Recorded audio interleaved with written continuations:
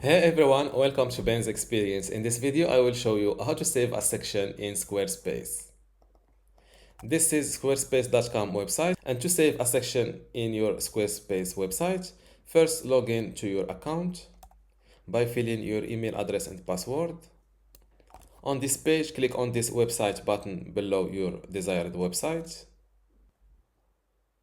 Then click on Pages in order to locate the page you want to save a section from. Let's work on this About page, for example. To first go into the editing mode, you need to click on this Edit button from the top. Then select this section you want to save. Let's save this section, for example. Now click on this little heart from this menu.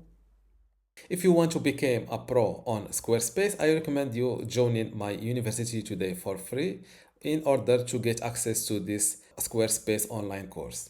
Inside this course, you can learn many things, including how to get started with Squarespace, how to design and customize your website, also some advanced customization and features, how to optimize for your website for mobile and user experience, how to manage and maintain your website, and also advanced tips and best practices. To get access to this Squarespace online course for free today, plus all of these online courses and also the upcoming free courses in my university, just go to university.bensexperience.com, link in the description. Without any further ado, let's go back to our tutorial.